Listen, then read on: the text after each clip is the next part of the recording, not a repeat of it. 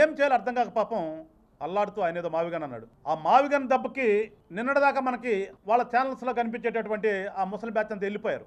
ఇప్పుడు ఏదో కొత్త బ్యాచ్ని తీసుకొచ్చారు. మళ్ళీ ఈ కొత్త బ్యాచ్ కూర్చుని ఏదో ఈ మధ్య కాలంలో చూస్తున్న ప్రెస్ మీట్లో పెడుతున్నారు ఆఫీస్లో. వీళ్ళది ఏ రకంగా ఉందంటే ఏదో సామెత చెప్తారు కదా, ప్రతిభత పరవాణం వండుతానంట, సాయంత్రానికి కూడా చల్లారలేదంట.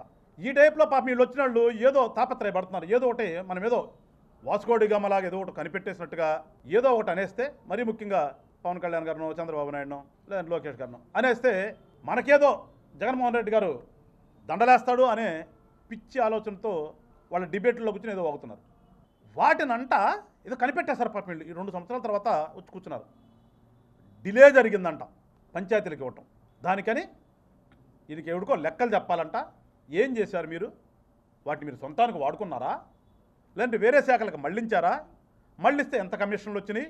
ఈ ప్రశ్నలన్నిటికీ సమాధానం చెప్పకపోతే మేము ప్రశ్నలు వేస్తూనే ఉంటాం. వాళ్ళ యొక్క మొన్నటి జరిగినటువంటి ఆ డిబేట్లో వాళ్ళు రైజ్ చేసినటువంటి పాయింట్లు.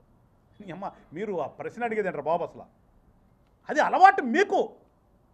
మీరు చేసినటువంటి పని అలవాటే కదా. మీరు చేసినటువంటి పని అది. గత 5 సంవత్సరాలు కూడా ఒక శాఖ నుంచి నిధులు ఇంకొక శాఖలోకి, ఆ శాఖ నుంచి ఇంకో శాఖలోకి మీ ఇష్టం వచ్చినట్టుగా డైవర్ట్ చేసుకుని మీ సొంతానికి వాడుకుని వాటిలో పర్సంటేజ్ను కొట్టేసినటువంటి బ్యాచ్ అంతా మీది. కాబట్టి అలాంటి మాటలు మీ నోట్ల నుంచి వస్తున్నాయి. పర్సంటేజ్ల బ్యాచ్ మీరు, డైవర్ట్ చేసినటువంటి బ్యాచ్ మీరు.